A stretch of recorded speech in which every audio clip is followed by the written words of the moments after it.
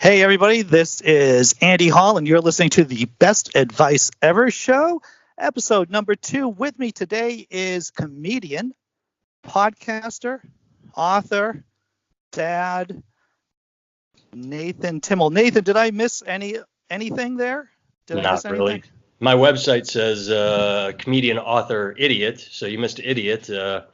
Dad and husband. I'm not, I don't have kids. I'm not widower or widowed. I'm not sure which one is correct because I have no brain cells. So. No brain cells? Yeah. Well, I think you're an ideal guest for the show then. Yeah. So what are we talking about? Advice, huh? Advice, as in the best advice you ever got. And since you are a comedian professional, I thought it'd be good for you to talk about the best advice you ever got as a professional. Now, that doesn't have to be comedy advice. It could be maybe because you're an author and a podcaster too. You could, you might choose something like that. And of course, maybe some general advice that you got to be a better person or to be a better Nathan Timmel. Somewhere along the line. This is going to get me in trouble with my wife. I like that. That's what I do. I'm a bad influence.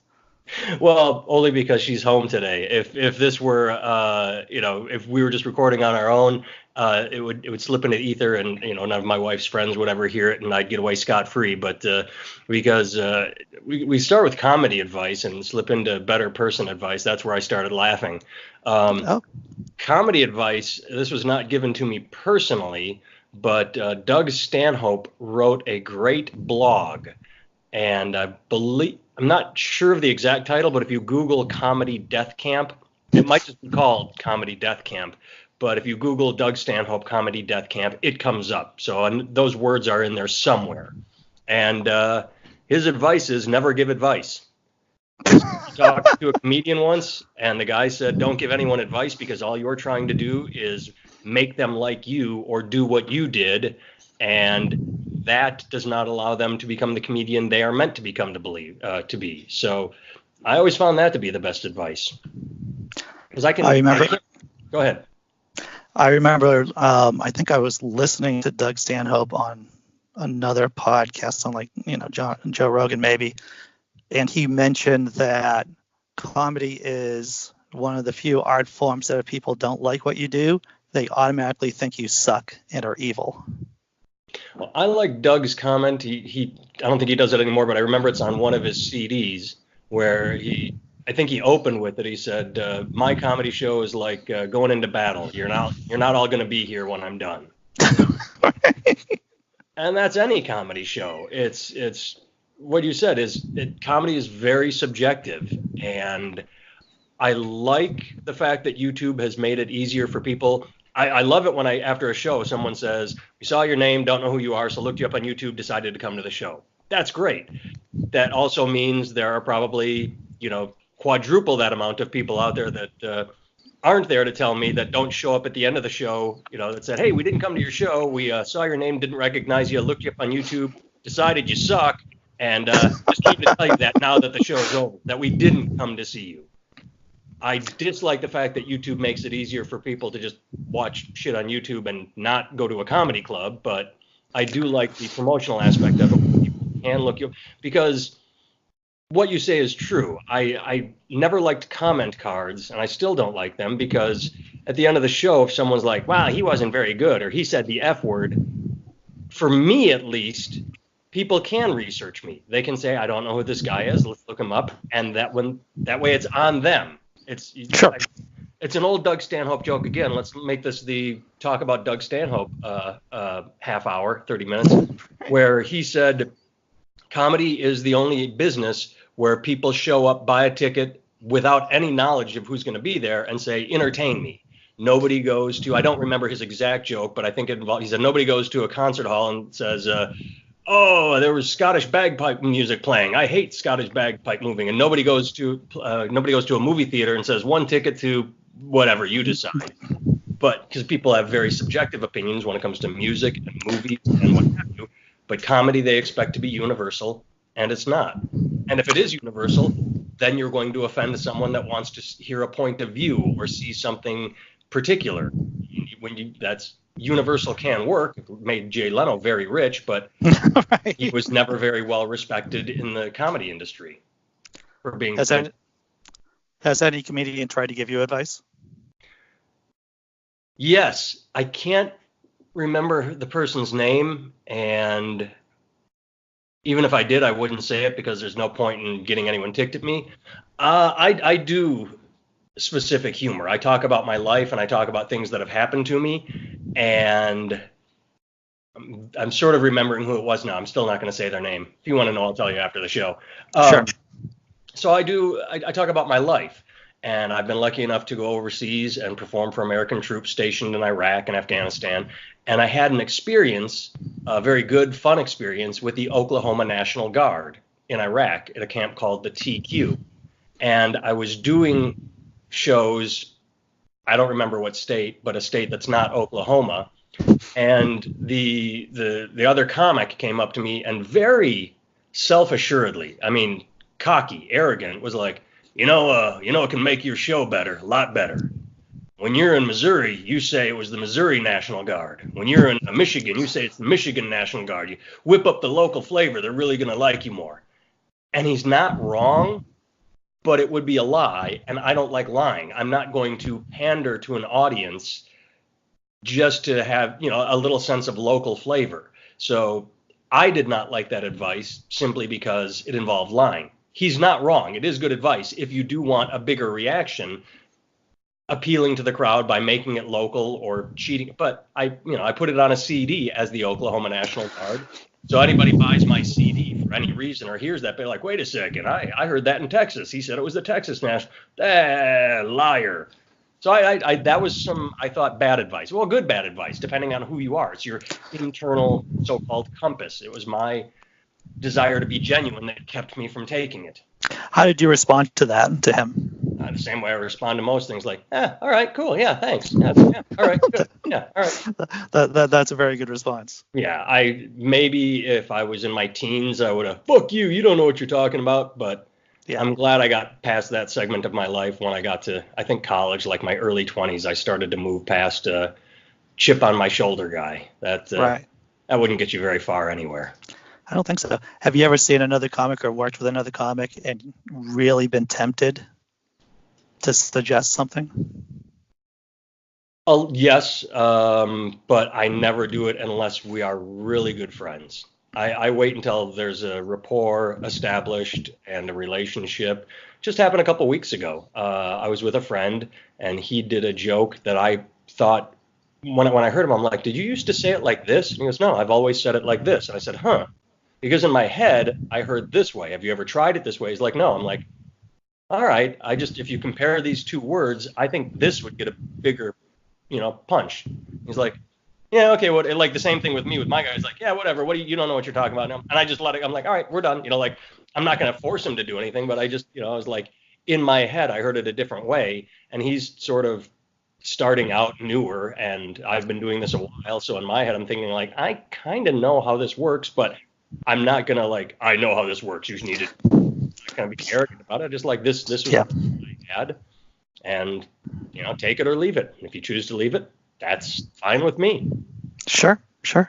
So what about the second bit of advice? More general, more personal. Oh, that was my wife and I. She's got a lot going on in her life right now. Her dad was diagnosed with Lou Gehrig's disease, ALS. I'm so sorry to hear that. That's horrible. Yeah. That's the peak of the pyramid, and then below that there's the just everyday stress life. So she's going through a lot, and we went to she sees a therapist, and she's very open about that because she likes talking to someone and getting advice and hearing. And she asked me to go to a session with her because she felt we were having problems communicating.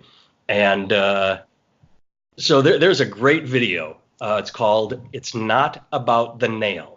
I absolutely recommend every man watch this video. The therapist pulled it up, and in a nutshell, it's advice for men on how to deal with women that I hate because it involves, I don't want to say, I guess, lying or because not every, well, generally, if we break it down to stereotypes, women like to be listened to. They don't like to have problems solved, and men like to solve problems. So when I hear, like, oh, I was having a rough day, this happened, and this happened, my response is, well, did you try this, and this? And then she gets angry. And so what the video, it's not about the nail, says is just listen and offer platitudes. So when it's like, oh, I had a rough day, this happened, and this happened, the response is, wow, that sounds really bad. I'm sorry you went through that. And then they're like, oh, well, good. And then you move on. Whereas in my head, I'm going, but I could fix this. It's like right. Help here. I have ideas, but so that's why I say it would get me in trouble, because it involves lying. It's not that I am not sorry she had a bad day, but I'd like to do something about it other than just say, yeah, that sucks. Because it seems to me more flippant to just say that sucks, moving on, than it does to say, how can I help? But I mean, the therapist and my wife and many women in general say they don't want the help, they just want the listening and the platitude. And so I am trying to become better at offering platitudes that to me sound meaningless, but apparently do watch the video. It's not about the nail. It's perfect. It nails it. It is a great video. It's like nails it. I didn't even realize I was saying that, but it's about a minute long or 2 minutes at most. So it's not like you're watching a 10-part series on how to relate. It's a quick, funny, insightful video that's 2 minutes long. So maybe that won't get me in as much as I thought, because I actually had that conversation with my wife where I'm like, you really don't want me to offer active help. You just want platitudes. And apparently I could have told Mel Gibson that's what women want. Without getting hit by lightning or anything like Right. that. I don't know. I saw that movie a while back. I don't even know why. I think it was on TBS or something. Yeah. And I had nothing to do. But yeah, just listening. I feel like I white knuckle those moments, Nathan. I think a lot of men do. And if you see it's not about the nail, there you can see what's going on in the guy's head as he is going from the male helpful response to the female desired response. And yeah, white knuckling is a good way of putting it. Me just in my head going through a Rolodex of don't say this, don't say this, don't say that, don't say that. Just like, you know what? What a tough day. And just, and that's apparently all that's necessary. What happens with me in those situations is that the drop-down menu occurs, and I start going through things I cannot say or I should not say. Yeah. But it takes, because I'm not that fast, I'm not that bright, it takes me a bit longer to load through the list. And then she will say, what are you thinking about? And then I say, well, and then because I'm just who I am, maybe a little spectrumy, I say, well, there's the drop-down menu, and I'm trying to figure out the best way not to help or to assist, right. And then that usually just devolves into more awkwardness. But it shouldn't, because you'd think it would be like, I'm searching for the correct response. Aww. Right. As opposed to, right. So how long ago did you get how long ago did you see the nail video? How long ago did 2 weeks? Today is Monday as we record, and her sessions are on Monday. So it was either last week or the week before. Because once it's yesterday, it's gone from my mind when it happened. I have a very bad fog as far as I can remember what happened, but if you ask me to pinpoint when, right. It's not going to happen. That's why I always found shows like Law and Order very interesting. Where were you on March 12th? Oh, March 12th, I did this. I'm like, all right, I have to pull up a calendar. If there's nothing on the calendar, I have to look at the day before and the day after. Then I have to try and remember. I have to, memory is a fog.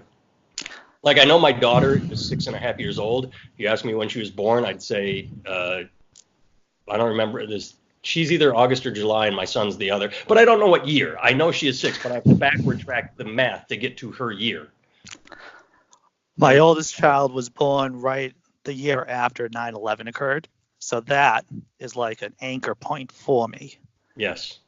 So she was pregnant with you when that happened. So I remember that. And the thing is, my kids, I have two also, as you well know, they're both within a few days apart. They're in the same week, so we have like birthday week basically. But it took me years to figure out which one was on the 14th and which one was on the 18th. Right. But I've been nailing it lately. Partially because we have the same thing. We have July 31st and August 8th, and I can get to the correct one pretty quickly now, but it took me forever once the second one. So it's the same thing. It's 8 days apart. Right. But I just stumbled a minute ago. I'm like, she's either July or August, and it takes me a minute. I think is she July or August? She's August. I was gonna guess July. I was gonna guess July in my head. So. Oh, it's Harry Potter's birthday. Oh, my son's is on Harry Potter's birthday. So there you go. Now is this Harry Potter the fictional character, or is this that Daniel Radcliffe? No, I'm pretty sure it's Harry Potter the fictional. I'm not positive. Right. Good, because now we don't have to talk about Daniel Radcliffe becoming the new Batman. No, that's a Twilight guy. That's Twilight guy. That's right. Yeah. See, I get them. They look. I think that they look very similar, and I guess that's not racist because I'm white, right? Yeah. That doesn't mean anything. I don't know. It's Britishist. Britishist. That's what it is. How old are you kids? You said one is. I don't want to put you on the spot 4. here. 6 and 4. Do you find yourself dishing out any fatherly advice? Besides, don't lick the light socket or anything like that? Well, yeah, just that. Nothing. Besides the basics. No, I mean, I'm either to try and instill anything in them right now other than mom and dad love them so that they know that their childhood is happy. Just that foundation. From there, as they grow, I'm sure advice will come. Right. And I have a very strong feeling, just having looked over my own life, that most of my advice will be, don't do what daddy did. Good advice. About it. This is where I went wrong. Here. Because you go back, let's circle back to the beginning. You want to talk about comedy advice I wish I had gotten. And I think I'm fairly open about this. We may have even talked about it in the past. The most important thing is networking. Yeah. Networking is number one, and then persistence, and then maybe having a decent car, and then, I don't know, a likable personality, and then maybe originality, and then below that, maybe talent. I would, but networking is absolutely number one. You go to the Los Angeles Improv or the Comedy Cellar in New York, and you sit there, you just stay. You go and you are likable and you're nice and you get to know people and you just become a fixture, and that will get you in the door faster than getting on stage and being good. I agree with that. That's why there's so many people in their 20s, before they sit down, before they get into long-term relationships, before they have children. The scene is definitely for them because they have so much time just to like hang out and be part of the team or be part of the group or be part of that clique. And if you're not able to do that, you're at a severe disadvantage. Well, when I started, I had all the time in the world, and I lived in Milwaukee, Wisconsin. It's about an hour, maybe a little more, hour and change from Madison, Wisconsin. So my several friends and I, every week on the Wednesday open mic, there were 2 clubs in Madison at the time. We would drive to Madison to do one of the 2 open mics at the club. And then Thursday we would do the open mic in Milwaukee, and Friday we would go to either one of the clubs in Milwaukee and hang out there or back to Madison. And I think about that now, and I'm like, there's no way I would drive an hour to do an open mic. Logistically, I just, the time-wise, there's so much that back then I did have the time to do it. Unfortunately, all the connections I made and the little group I had there of networking was in Milwaukee. And if I go back to the beginnings, I can probably count on one hand the number of people that are still actively performing as opposed to those that just, let it fall by the wayside. People age out of it because if they're not making money or if they aren't finding some kind of success, some kind of real success, it's difficult to do it once you hit your 30s, I think. Once you hit, because early 30s for now, for this generation or that generation, you're supposed to be doing, career stuff. You're supposed to be getting your house or paying off your loans seriously, stuff like that. Yeah. I went back to Milwaukee. I did a show. This goes back 5, 6 years, I think. I don't remember exactly.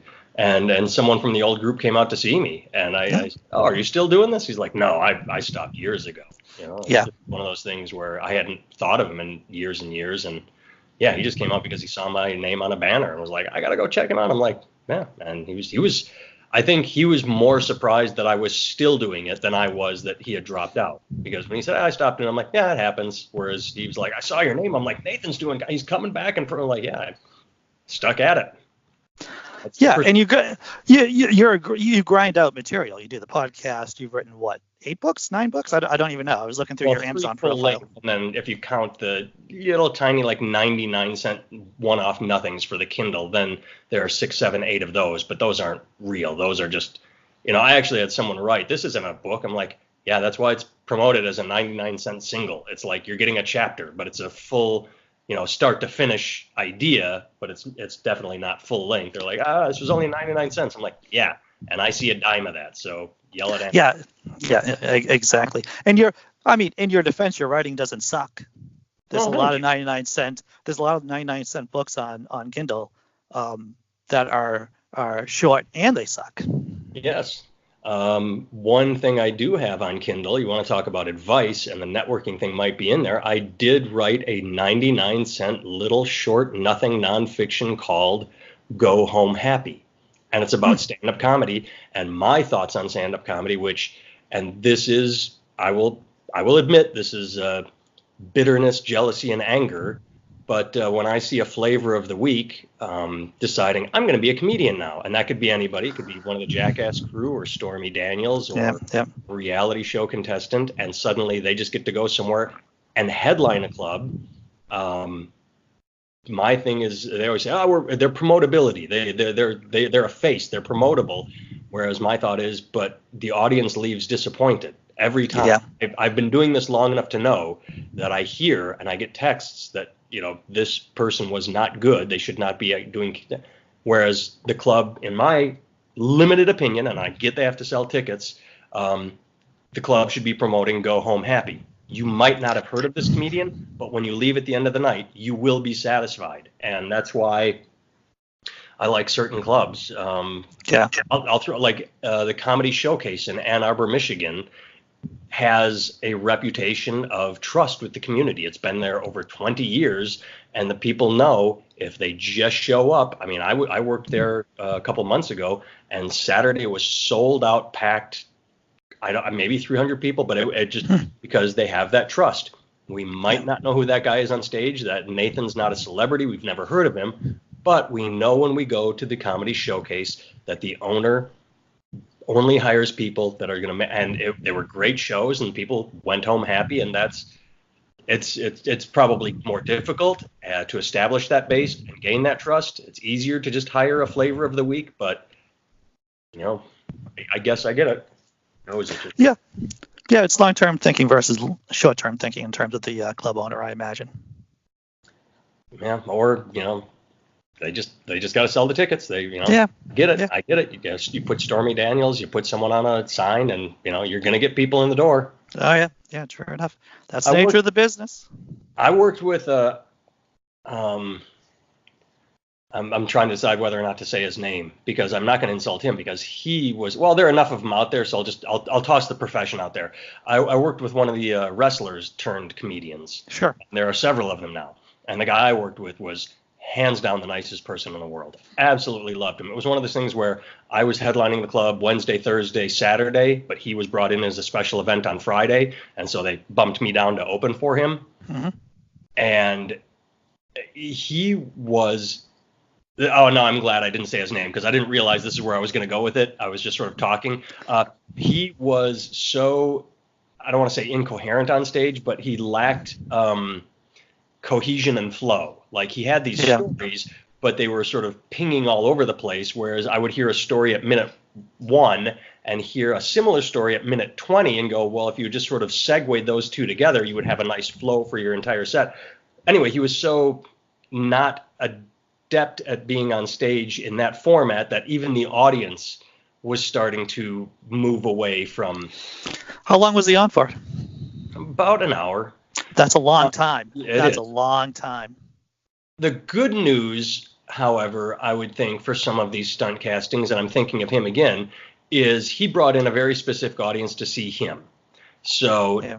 I think the idea might be go to the comedy club to see this guy. Oh, there's a comedy club here. Let's come back to it.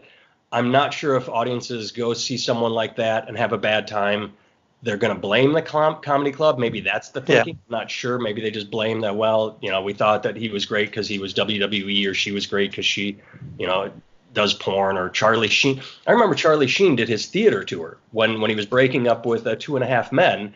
It was the Torpedo of Truth tour, and it was billed as a comedy tour. And from night one, you had people booing actively, 5-10 minutes in, because he was very popular on Twitter at the time. He thought all he had to do was come out and sit on this throne and go, hey, here are the Charlie Sheen's Angels.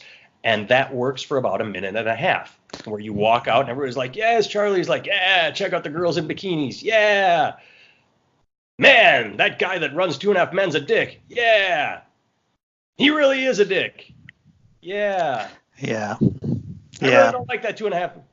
Yeah, like it goes from cheers to like, and even Seinfeld talked about that. He in the documentary Comedian, he said that when he was gearing up to do theaters, he said being a celebrity got him 5 minutes grace, and if he wasn't bringing it after that, the novelty of we're seeing Jerry Seinfeld doing an open mic wore off, and they were like, okay, I guess you're not as good as everyone thought. He said you have to bring it, even at Jerry Seinfeld levels. He said he would do an open mic, novelty, great. Couple minutes goes by, novelty over, they want to be entertained. I think that's a good place to end, my friend. I think we covered a lot of material in only 26 minutes or so. Well, congratulations on surviving a joint therapy session with your wife. As a veteran of marriage therapy, in a 20-year marriage, I was in and out of therapy with my ex-wife for 12 to 15 years. Obviously it didn't stick with me, but I'm not normal. I am not the someone you should be like, oh, that's the normal case, There you go. All right. Okay. It's Nathan, Not About the Nail. Watch it, everyone. Or Matt. Yeah. Watch it. Where can people find you, Nathan, online? Me or the Not About the Nail? That's on you. Me, I'm on YouTube too. Just Nathan Timmel is everything. Go to Nathan Timmel, and there's a whole menu bar of everything me. You have the podcast Idiots on Parade. I think there's a segment that says podcast. Yep. All right. Gotta get today's episode out too. Thanks for reminding me. I'm good like that. All right, man. Thanks a lot for coming on. Thanks for having me. Take care.